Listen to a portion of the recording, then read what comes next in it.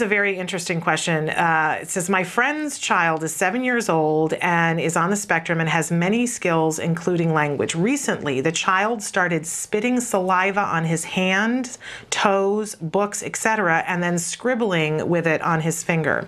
I was so surprised to see this, and the mom, too, is bewildered that this new behavior has popped up all of a sudden.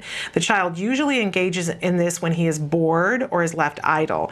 Why would an almost high-functioning child engage in such behavior, and any tips would be great? Right. Well, I mean, a lot of our kids start these types of behaviors at different times. Who knows? I mean, clearly it's he's engaging himself. He's bored. So, you know, the short answer, I guess, would be try to keep him engaged. Don't allow the behavior, obviously, like any other behavior. And then perhaps at different times, try to fulfill the need or the reason that he's doing that. So assuming that he's doing it just because he's bored, then it should stop if you try to keep him engaged or give him other activities that will keep him busy during those times. Assuming that he's doing it for the purposes of some sort of sensory type of stimulation, then you would need to replace it with other types of sensory activities that would be have a similar function. So for instance, maybe finger painting or you know, making patterns with, I don't know, soap water or something like that that's not maladaptive or it doesn't look strange, but then you essentially would stop it when it's happening, and then at another time of the day you would allow the child to engage in those types of behaviors that have the same sensory satisfaction but are typical behaviors for kids. But I mean, our kids start to engage in all sorts of things when they're bored. We need to really work on that issue and try to teach our kids to pay attention to what's going on around them. I don't know with this child when it happens. Sometimes our kids do these things like in the classroom because they're not able to pay attention to the teacher.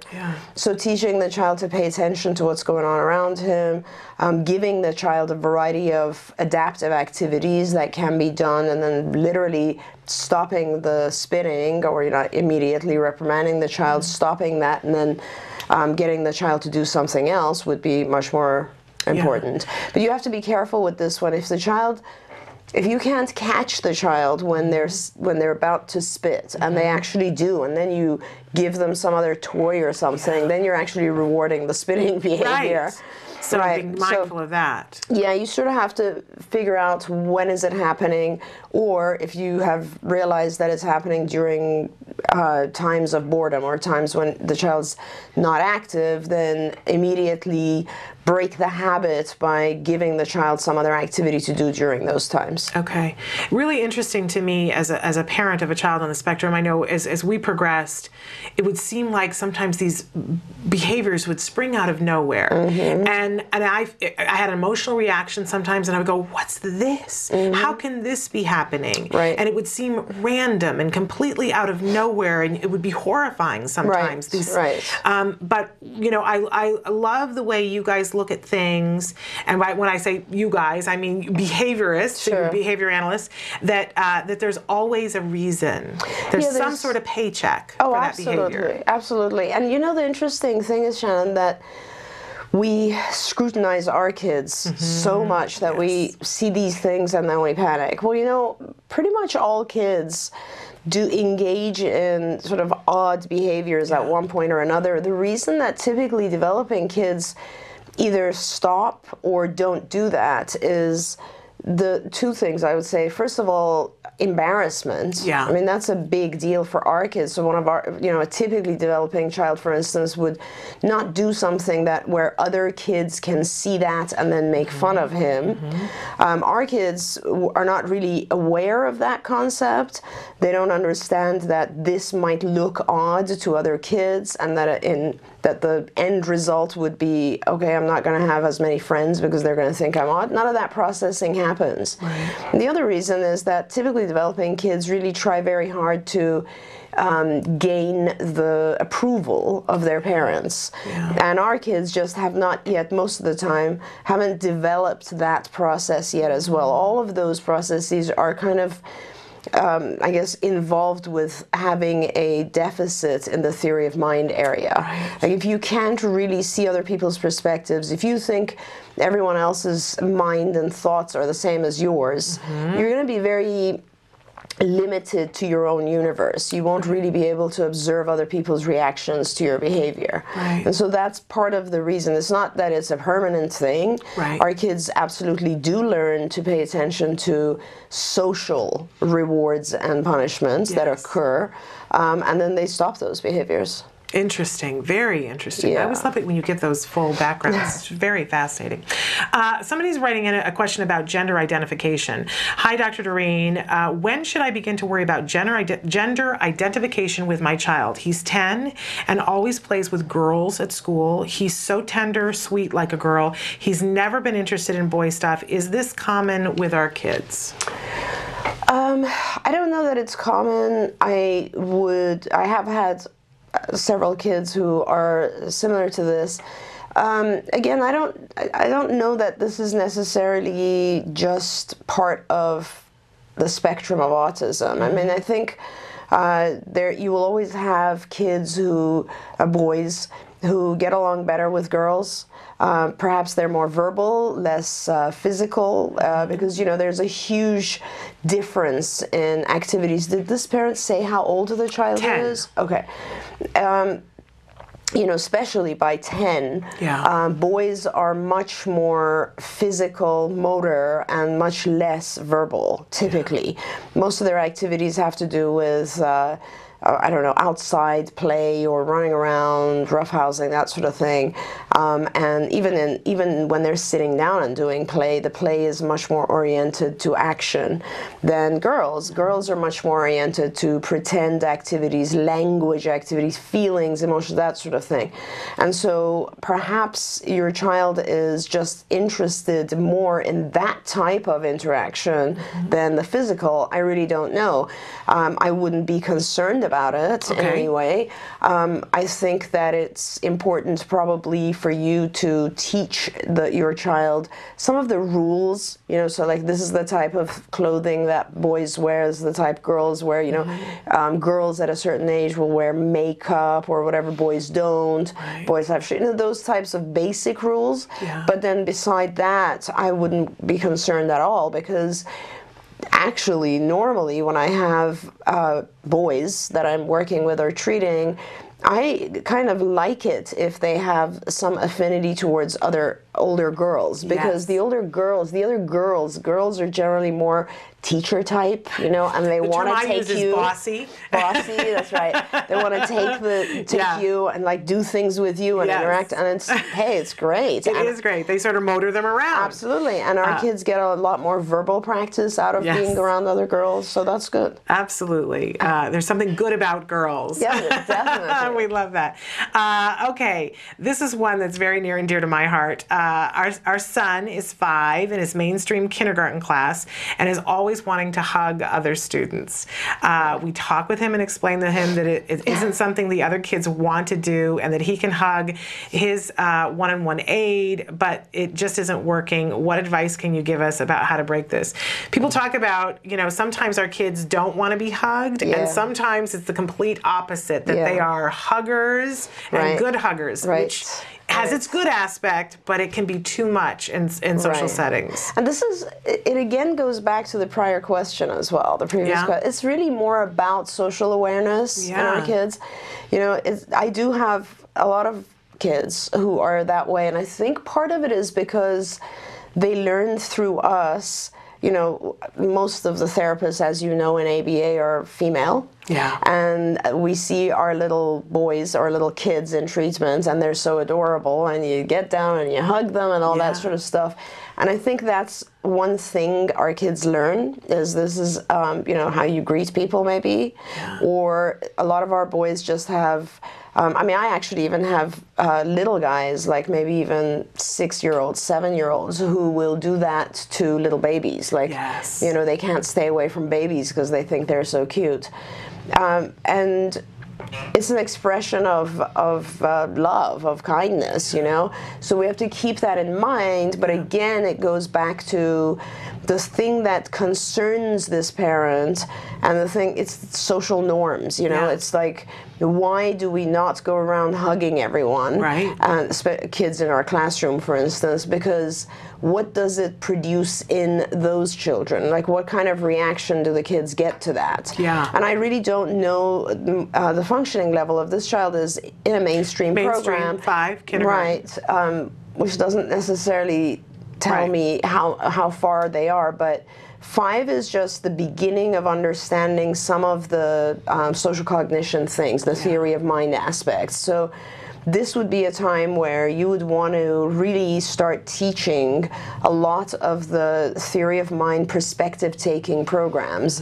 As you know, Shannon, we have a ton of them in our skills program online. It's brilliant. And those are really, really critical. Like, you know, just teaching someone to take someone else's perspective. Yeah. There's so many programs I couldn't even begin to tell you. You know, one of the basic things with a 5-year-old, have the 5-year-old draw a picture of like all the things that someone else, let's say mom, would want if they had a birthday party. Yes. And you'll see that the 5-year-old ends up drawing things he likes. Right. Because they don't have the ability to take someone else's perspective. That's just one thing, you know, all the way up to like 8 or 9-year-olds, and we will actually blindfold the therapist and have our child direct the therapist through an obstacle course. I mean, there's a million different activities that teach our kids how to take someone else's complete perception and perspective on things. And they're That's fun. what's causing Can I mention this. that they're fun? Those activities that help the child to take the perspective are really fun and help to build towards that. Right. It's really ingenious. Right. And if the child's functioning level is already at a point where you can have a conversation with him, well, then you need to start sitting down doing, we use comic strips to explain these things, so we draw out comics, but you need to start communicating with your child about how it makes other people feel, which really, that takes us back to, does the child even understand the concept of feelings? And you need to backtrack and teach those things first. I mean, that's always how it is when I see kids and I identify things that they're lacking. Let's say a 5-year-old, and I know I want to teach them some of the social cognition, theory of mind, perspective-taking issues. I have to go back and see, like, okay, does the child even understand, like, the presence of other people? Are they even aware of other people's emotions? Can they label emotions? Can they understand how, you know, certain feelings in other people will lead to different actions, and it will come back to them, and they won't have friends. I mean, all these things. How do they look? What do other people say? Right. All that sort of stuff. It's different lessons. Yeah, I mean, there are so many different lessons in terms of dealing with the core issue here, which is taking perspective. Right. In the meantime, would it be unreasonable for them to just put some social rules in place and say, here's when it's acceptable and here's when it's not for now? And it would change every year. Right. Because I would imagine it would be vastly different for kindergarten than it is for, say, 8th grade. What's permissible? No question. And, you know, the other aspect of it is I always try to go all the way back and teach all the basic things, because, like, let's say you set a rule right now and then you say you can't hug people.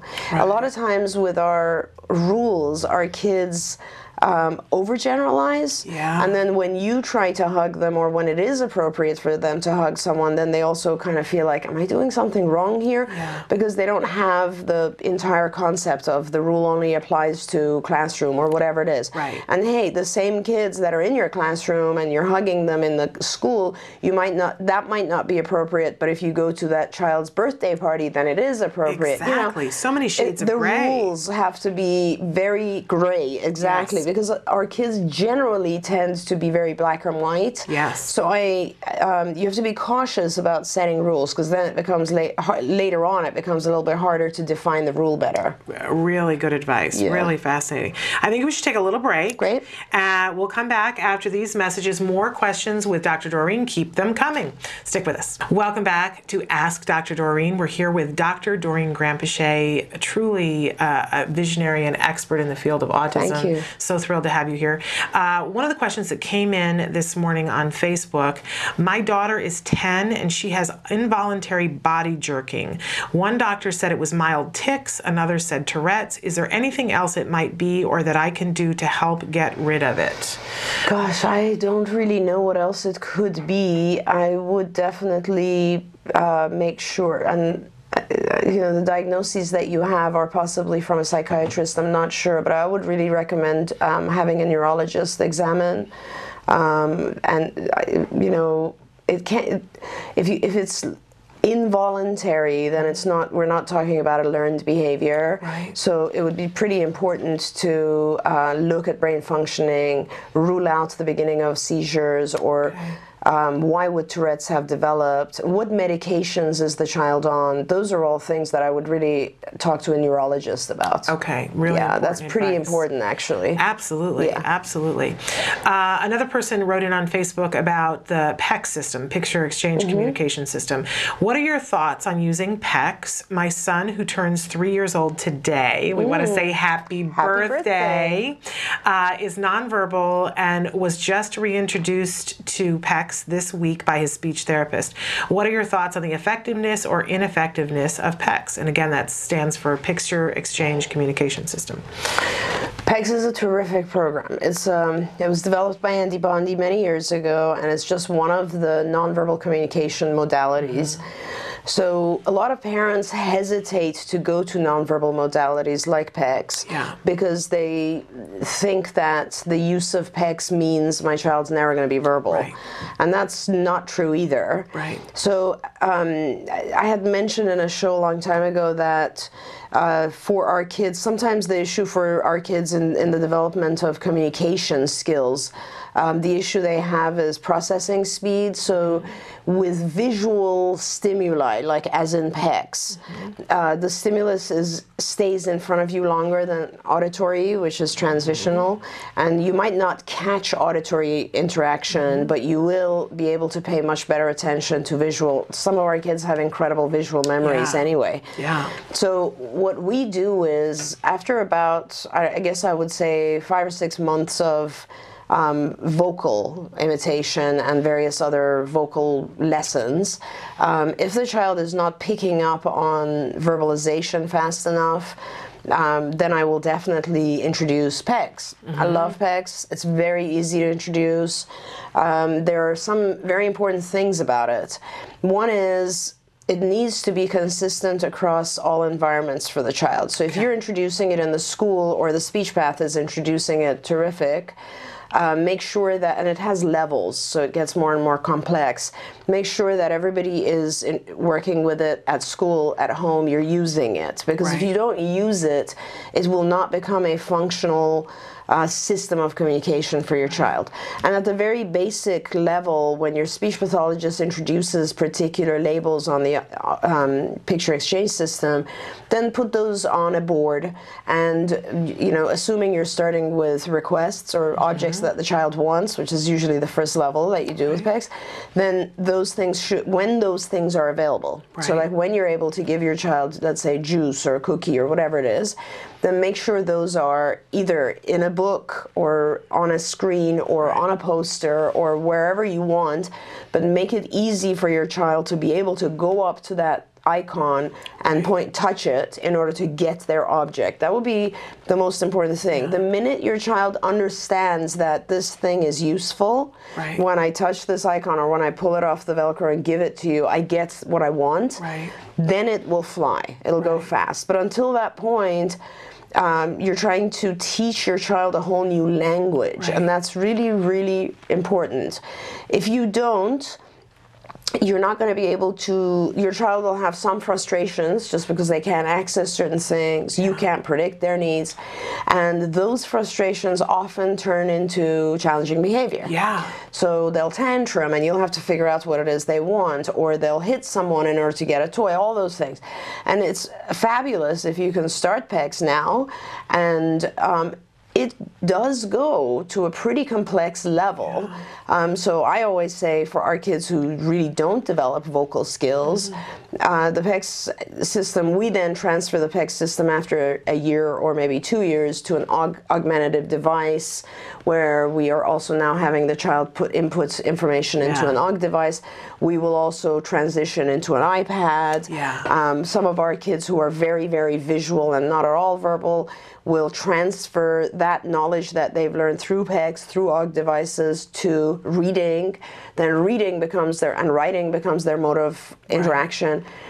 And last thing I want to say about this is that if you haven't really worked very hard on vocal, then pair it. So when the child is giving you a picture of, let's say, juice, pair it with a vocalization. It doesn't have to be juice, it could just be ju, or something that's close to that object you want. And see if, give the child the juice for giving you the picture, but at the same time, whenever you do, attempt to get the child to imitate that sound.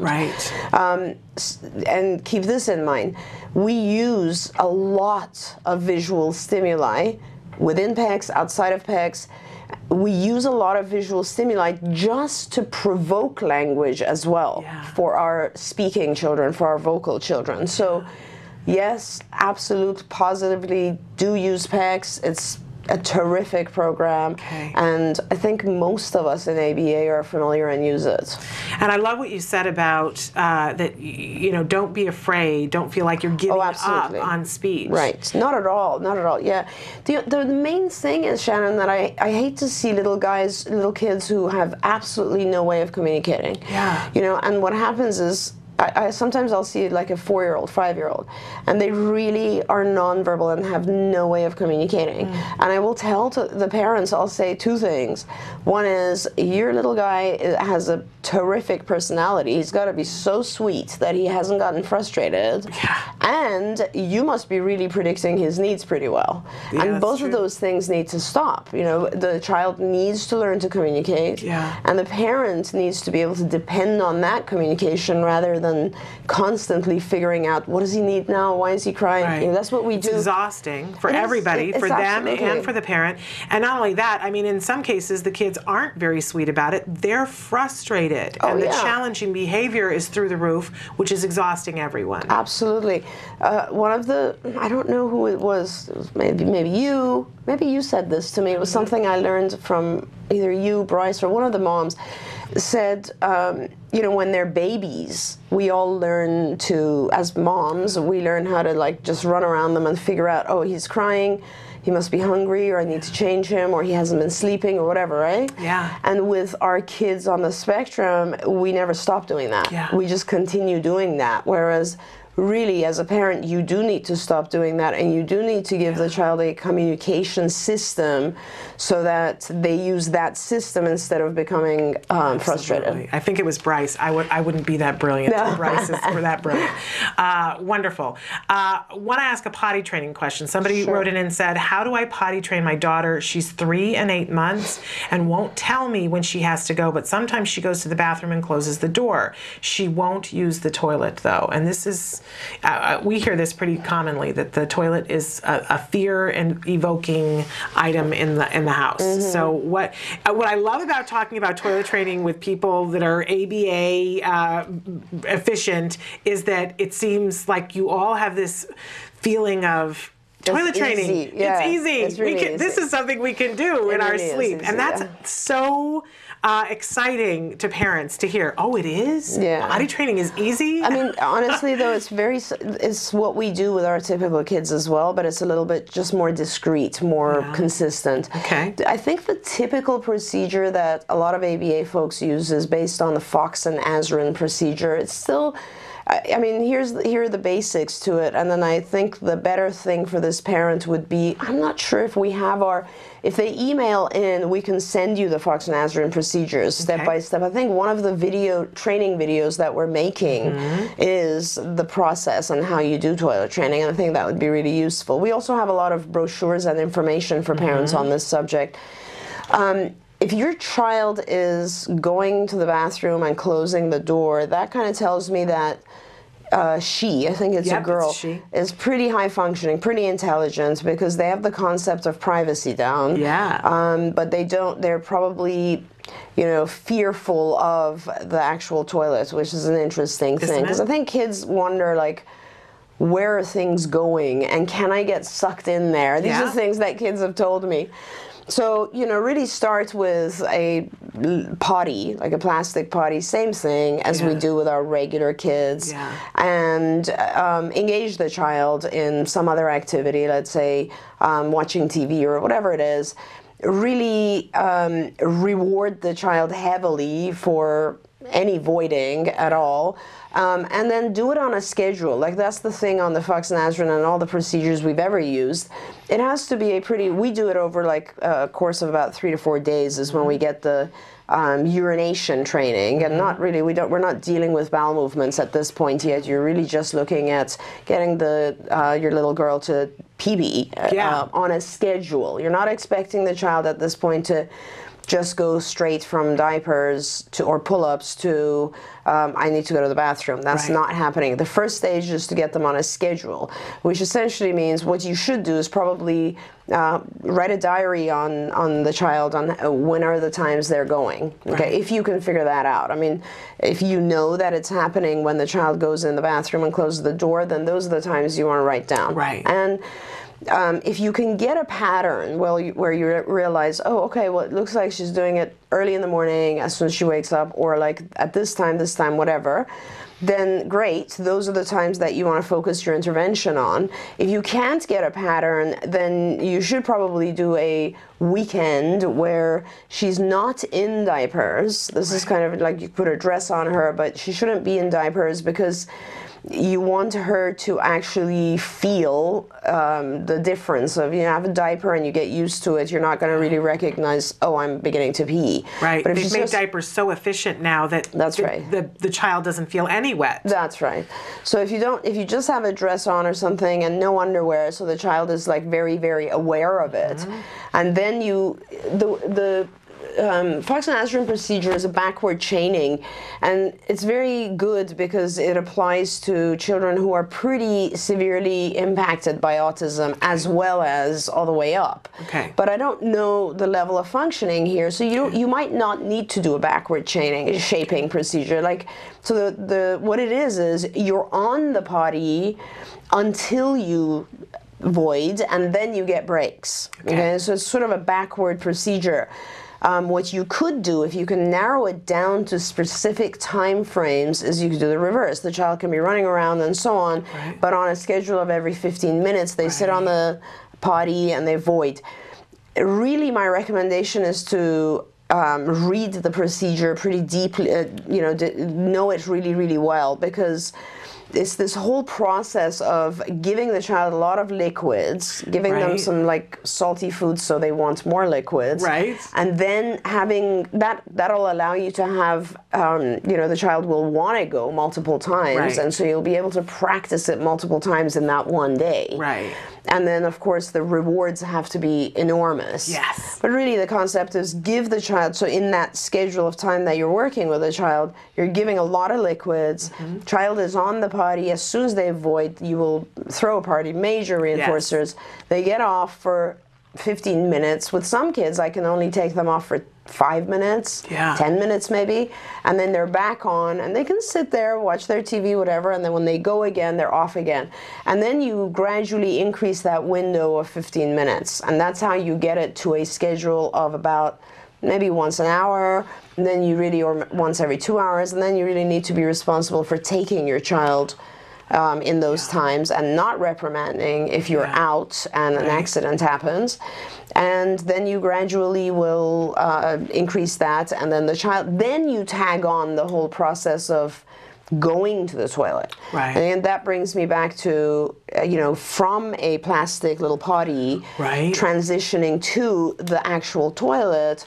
One of the things you can do is show the child when you're throwing it away into the toilet, make the reinforcers larger for using the toilet rather than the plastic potty, make the toilet environment much more friendly, you know, those types of, like, if the child likes a particular book, they can only have it when they're in the toilet, voiding, that sort of stuff. Absolutely. But it is a very easy procedure, it really is. I think anybody can do that. And fascinating, you guys took us through, a card took us through potty training, and even what they, I don't know if they give this to everybody, but they gave me a kitchen timer, and I had specific times that I had to set it Check for, on it, right? And every time the timer went off, whether we were out or not, it was time to go to the potty. Right. And honestly, for me, as the parent, that's what I needed, because my sense of time is terrible. And so it would be easy for me to have 20 minutes go by and go, oh, you know, we didn't do this. We didn't, you know, and now we've got an accident. But all I was responsible for was, there were 3 different times that I had to set the timer for 3 different times, and I had to remember to do that, and that's all I had to do. And then the timer would go off, and no matter what we were doing, it was time to go off to the potty. And we made that a pleasant experience. But honestly, I could not have done it without that.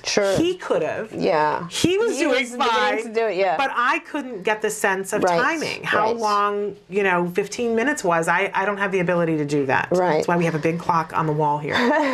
You know? That's true. And then also for boys, it's a little bit harder than girls. Girls tend to pick this up pretty fast. Interesting, because I thought it was very quick for us. I was so amazed. And we had tried. You know, and we tried a lot of different things, and you guys came in, and it literally was a 2-day thing. The initial procedure is pretty fast. Then you have to just maintain the schedule for a little while. And then going to bowel movements is just the next step. And then we narrow that time frame down and catch the time frame, and then take the child prior to. It's just it's a process, but it is very doable. The pooping, because I'm a mom, we have to go to that. You guys have the lovely terms for it, voiding and other things. But the pooping in the toilet was the harder thing for us, but the key was the reinforcer. When the reinforcer was big enough, amazing to me. I know. And you know, it's funny because with pooping, it's actually a lot easier to figure out when it's happening, because so many parents tell me, this is really, you know, like the child, when they're wearing diapers, they'll still go and hide in a closet. They really do go to a private place, which is kind of interesting. So it's a lot easier to pinpoint the exact time frame that it's happening. But you know, again, reading what this child is doing, going in the bathroom and closing the door. This is a child who's going to get it pretty fast. That's great. And again, the thing that I hear from you guys all the time, this is so doable. This is for all of our kids. So very doable. Okay, this is a great question that I kind of know the answer to. Are there any internet classes about ABA? There are a lot. We have, you know, our training department is now called the Institute for Behavioral Training, IBT, and they have a massive number of online courses of different lengths. So we have a series of courses that are for basic therapists, so sort of more of a professional, but at a junior professional level, very technical, basic e-learning, and that's a series that you go through at your own time, online, and it's you know, screenshots with video and vocal on it. And then we also have a series of trainings that are live video, which actually have been recorded in this studio. And those are different modules again as well. I mean, many. And you can go online, and they're on the IBT website, and on there you can order one. Or you can buy a whole package, and they're very, very reasonably priced. I don't know the costs, but they're, you know... It's amazing. There are some of them that are $10. $10 or something like that. And then they go up. I think the most expensive individual one is $25, which is amazing, and you get to do it in your home on your own time. You can pause it. If you know, if their therapist is coming to the door and you need to pause it because you have to answer the door. So many things. And you can write notes on it. It'll print out your note. I mean, there's a ton of stuff you can do with these trainings, and they're great. I mean, they really are awesome. So you can either our junior one, the one that's for professional therapists, we're actually working with a lot of junior colleges now in California to try to get these certified, so that if you go through this series of trainings, the university, like in LA, for instance, like Santa Monica College, Pierce College, those places would be able to give course credit and also give you a certificate that says you have been trained at the paraprofessional level, etc. With the teacher ones, which are a lot, we have a whole ton of teacher trainings. We are, with a lot of school districts, that's the number one thing that the districts want for their teachers and aides, and it's much more sort of centered on how to deal with these issues, all issues within the school setting. Yes. And then the parent ones that are just, I think some of them are out already and some are coming, are just for parents, really. So the language is very just like this, and explains everything in detail with PowerPoints, shows you all the stuff. I mean, there's video footage in a lot of these. You'll really enjoy them. So that would be the place I would recommend. Absolutely. And in fact, this morning I sent off to school. Our family gave some of these to some of the individual ones to the teacher for the holiday gift. And I'm so excited because what we did was we said, you pick which 4 you want to do, and that's our holiday gift to you. And it helps her to be able to deal with our child, helps her in her professional career. That's right. And I think any teacher who, my basic litmus test for a good teacher is somebody who's excited about learning. Absolutely. And if they are, they're a good teacher. No and question. This is more information. And as somebody who used to be in the classroom and teaching, when you find ways to connect with a child, it's the most wonderful gift anybody can give you, is the knowledge and the power to be able to do that. So. And you've said this to me a few times. I have to remember right after this, I just need to make sure that we send out an email to all our parents on our mailing lists and let them know that they can easily purchase these and give them as gifts during the holidays. Gift. I mean, I went shopping, and what do you give a teacher? And well, there's the candles and there's the scarves, but I really think I was so excited to be able to give this to her. How did you do that? Did you just get a certificate and give it to the teacher? I made a certificate with the and said, enrollment number. Pick which 4, and I said to her that I would make sure that happened. So that's awesome. Yeah, and so I'm really thrilled and excited. And I know that she will be thrilled and excited with it. That's terrific. Yeah, so a wonderful gift. So, and that's on the Institute for Behavioral Training website, which I think there's a link to that on our website, probably also on the Skills website, and Autism Live maybe has a link to it. I think we do, and if we don't, we'll make sure that we have it on our Facebook page today. That's great, yeah. So we'll get that up there. But truly, the gift that keeps on giving. I said, my goodness, there's a benefit to her professionally, there's a benefit to us personally for our child in the classroom. And, and really, it's a benefit to every child that comes in her classroom afterwards.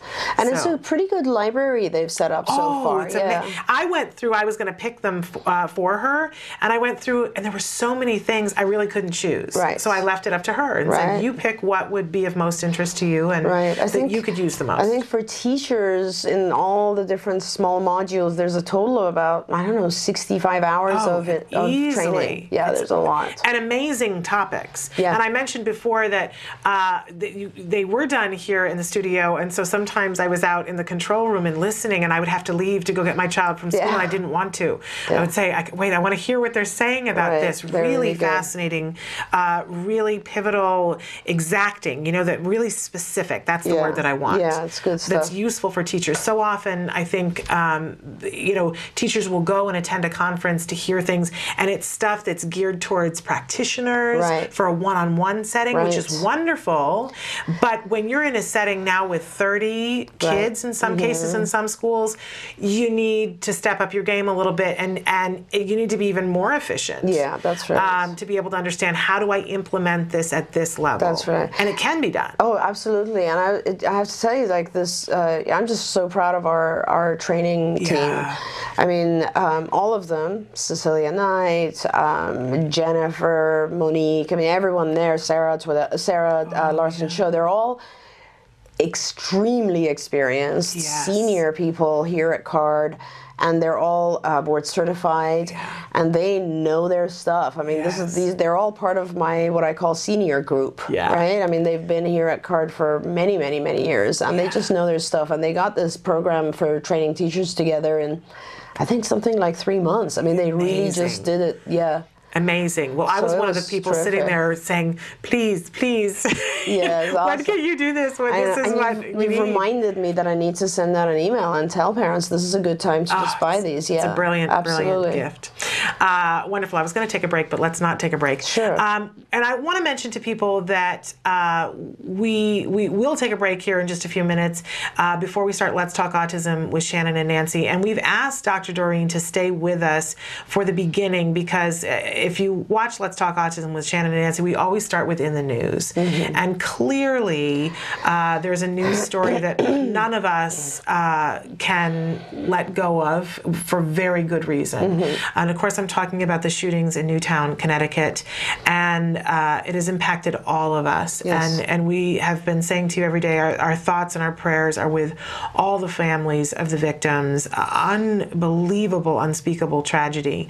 And of course, there's another part of this story that's developing that there's been discussion. I don't think that anybody has definitive proof yet, but it has been bandied around that the shooter was potentially on the spectrum, and the term that has been used is Asperger's.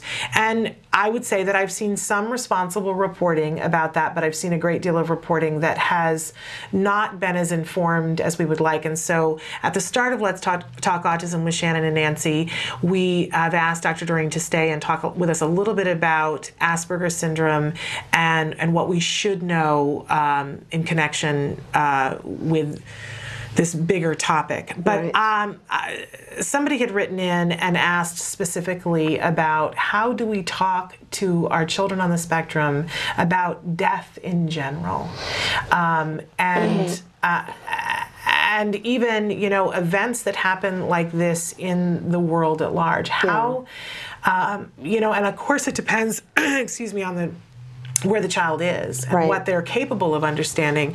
I think it's difficult to talk to any children about this. That's right. But particularly when we have children on the spectrum and their view of things is often a little different, and not making them afraid. I know I certainly felt a responsibility to talk to my son because I knew they were going to be talking about it at school. Right.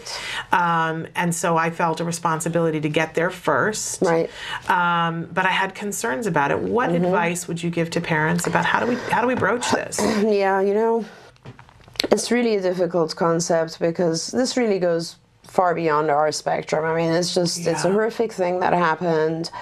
And how do you talk to a child about something like this? We can't even explain it to ourselves. Exactly. Like, why would something like that happen? And then to go and explain it to a child, I have to go back and say, every family, I think, approaches this type of thing differently, because I think it's more of also sort of a personal belief, a cultural belief, that sort of thing. A lot of people did not expose their kids at all to, let's say, 9/11, whereas others kind of wanted their children to actually be aware of what had happened. And it's a very, very difficult topic for a child because, in general, I think children, as they learn about their environment and about the world, actually it's kind of funny because I think this goes on through adulthood. But the way that we experience, it's funny, there was a very, very famous psychologist in the field of psychology called Watson, and his beginning, he was one of the people in the early area of learning psychology. ABA would be part of learning psychology. And one of the things that he had said was that, we're born with absolutely no fear. We don't have a sense of fear. And you can place an infant and then put a snake in front of the infant, and they will not have any kind of fearful reaction. What happens is you learn your fears through either experiencing something that's extremely aversive, like, for instance, a fire. You touch it, you burn, you learn to stay away from it. or you learn it from the reactions of people who are close to you, such as your mom, dad, or so on. So if I'm afraid of spiders and I freak out every time I see a spider at home, my kids are going to probably learn to avoid spiders to some extent, or have the same types of fears. Right. The same goes with this. To begin with, like, you really have to think what happened here. If you go into too much detail about something like this, you're adding to your child's fears, right? So because through life, we start out with no fears, then we learn some fears, and then we modulate those fears. We realize, oh, well, some of them are kind of unrealistic. You know, I don't have to be fearful of whatever, germs killing me, let's say, or you don't, and you remain obsessive compulsive about that. You know what I mean? Yeah. So you kind of moderate it so that you can manage life. But let's face it, every day that we wake up, we have a series of fears that we manage, right? Every single day. I mean, my child goes to another country and I'm worried for 2 months straight, and I'm thinking, you know, and how do I deal with it? Well, maybe, I don't know, I'll pray more, I'll just believe in, you know, the universe being good, whatever it is. So there is no real, I guess, rule or something that you can tell your child, you're going to be safe. No, there isn't. But the point is, unless, you know, you have to go at a very, very basic level of describing events like this with children, because you don't want to provoke fear, more fear than they typically would have. And at the same time, I guess you want to teach them some level of, I guess, emergency or safety. It's kind of the same thing as when in school they teach us how to do earthquake drills here in California, right? I'm sure in like the Midwest, they're teaching you how to do other weather types of emergency drills, or a fire drill at school. It's associated with an emergency series of things, safety-related things, but it's not really associated with fear. In fact, I remember when I was a kid, fire drill, we all enjoyed it because it was like so much fun. So I would suggest you very factually say, this is what happened. This is very unusual. It will not happen for you. And then, you know, if you should ever feel something like this, just listen to your teachers. Go to a safe place. These are safe. It's the same kind of, and a lot of schools are doing this training right now. Actually, they do. You know, as we, you know, intruder alerts. Intruder alerts. They call it lockdown. Lockdown. Oh yeah, we've had a lot of those in the LA area over the last few years. And also, even schools now are becoming much more cognizant, and our staff who are in schools this morning, I got a notice that said they all have to wear ID badges now, that sort of thing. So there's going to, this, you know, I guess the only positive that could come from such a horrible thing is that there's much more awareness. People are becoming more ready for something like this, that should it happen. I really would minimize what is told to our kids. I would keep it very factual, and in fact, or just very limited in the facts as well. And then I would really try to give assurance to our kids that they are safe. Because quite honestly, although we don't know as a fact, right? We wouldn't know if there's going to be a terrorist attack tomorrow. We don't know if Friday is actually going to be the apocalypse. Who knows? But there's no point, there's nothing to be gained of alerting our children to something that may or may not happen. Right. So keeping it simple then, keeping it just to the facts, and I would imagine limiting the amount of exposure that they have to the visual aspects of this. As much as possible. And just comforting. If you have a child who has started to develop some fear of this, which many children, I would imagine, across the country who are old enough, who comprehend what had happened, might have a certain level of anxiety, especially those children in that school. So of course, you know, it's going to be more about giving our children the ability to overcome certain traumas and just not to develop more fears for them. Have you heard what they're going to do for these kids? They're not sending them back to that school. The school's closed, I just heard last night that they're creating a winter wonderland when they come back to school after the holidays, and they're asking for people to send in individual snowflakes that they'll hang all over the school. That's awesome. As something to take the attention off of what happened, and so that they'll be interested in the That's hanging. wonderful. I thought that was a really interesting idea. Maybe I didn't hear a more more recent story, but I had heard that the school is indefinitely closed. Yes, they're going to go be at a different setting. Different setting. And they're going to decorate that different setting with those snowflakes, but that they will not be returning, I guess, indefinitely to that school. To that particular. And I think that location. And I think, that's a brilliant choice. Absolutely. I can't imagine any of them being able to go back there anytime soon. That's right. And I mean, the saddest thing is the principal, the counselor, I mean, all of these amazing individuals are gone. Yeah, absolutely. And it's extremely hard for our kids when but as I said, here in Los Angeles, for instance, we often have situations where there's lockdown because someone is in a particular neighborhood or something, and our kids have gotten kind of used to the idea of staying inside the classroom, not going out, that sort of thing. We have a lot of earthquake drills here, earthquake preparedness programs, that sort of stuff. And if we can just, and it's become so much a part of life that we ourselves allow it to move on, like we move on from it. Okay, it's earthquake preparedness, it's part of our lives, but we don't sit around worrying about earthquakes every day. Right. And that's where I think we need to get our kids with this type of thing, because if they start to worry too much about these things, it'll actually turn into panic disorder, various types of anxiety problems, which we don't want to have happen. Right. But I appreciate everything that you said, because I do think at some point we have to, but just the facts, just the facts, basic facts. This is what happened. This doesn't really happen that often. Right. You don't have to worry about this. Right. This is not something for you to think about. Yeah. A lot of the parents have recently told me that they've just kind of told their kids what to do to be safe, or where to go, this area of the school or that, or just listen to the teacher, that sort of thing. I shared that on Monday morning, our school was doing a drill. Right, there you go. And we had talked about it a little bit with Jem on Friday, and on Monday morning I had to tell him that they were going to do a drill, and it suddenly occurred to me as I woke up, and I thought, I need to make it clear to him what's happening in the drill and why it's practice, this is not real. Why we rehearse and all of that. And I told him, and this is the benefit of all of his ABA, he stood there and he said to me, I don't want to go to school because I'm uncomfortable. The fact that he could label it, and we were able to sit there and talk about it, and I said, I'm uncomfortable too.